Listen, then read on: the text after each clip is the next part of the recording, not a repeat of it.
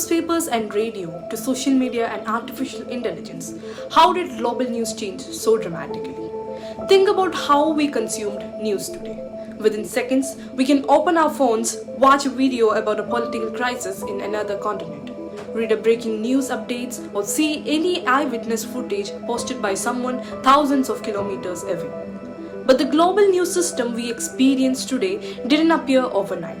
It is a result of a long evolution shaped by globalization, technology, and power. Decades ago, the global flow of news looked very different. Information traveled slowly through newspaper, radio, broadcast, and television networks.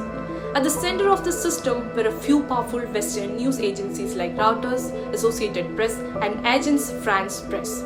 These agencies supplied news to media outlets around the world, meaning a huge portion of international news was produced and distributed from a handful of institutions. In fact, more than 80% of global news content originated from these Western agencies. As a result, many developing countries felt their stories, cultures, and perspectives were either misrepresented or ignored completely. This imbalance sparked an important global debate in the 1970s. Developing nations began advocating for a more balanced and inclusive communication system known as the New World Information and Communication. The idea behind Nwico was simple but powerful. Global communication should not be dominated by a few powerful nations, but every country should have the ability to represent its own narratives and perspectives. To study these concerns, UNESCO formed the McBride Commission in the 1980s. Led by the Nobel Peace Prize winner Sean McBride. The Commission's famous report, Many Voices, One World, highlighted the deep inequalities in global communication.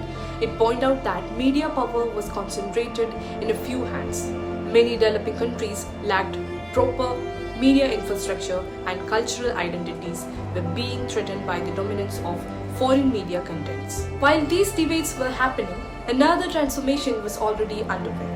By the 1990s and early 2000s, globalization and economic liberalization allowed multinational media corporations to expand across borders. Media was no longer controlled only by national institutions.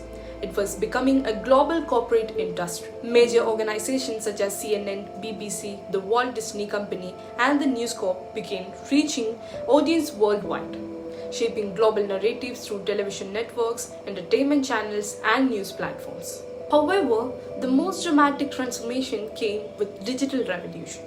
The rise of internet and social media fundamentally changed how news is produced, distributed, and consumed. Today, billions of people access news online, often through digital platforms rather than traditional media organizations. Platforms like Facebook, YouTube, Instagram, TikTok, and X have become a new gatekeepers of information. But unlike traditional editors who relied on realistic judgment, these platforms use artificial intelligence and algorithms to decide what content people see.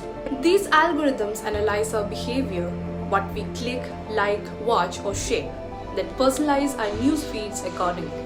While this makes information more accessible and tailored to individual interests, it also creates serious challenges. People can become trapped in filter bubbles where they mostly see information that reinforces their existing beliefs. Misinformation spread faster, sensational content is often prioritized, and public discourse can become more increasingly polarized. So when we look at the history of global media, we can see a clear evolution. The power of news distribution has shifted from centralized Western news agencies to multinational media corporations and now to digital platforms powered by algorithms. Technology has certainly made a global communication faster and more accessible than ever before. Yet, the question raised decades ago during Nwico debates still remain relevant today. Who controls global information?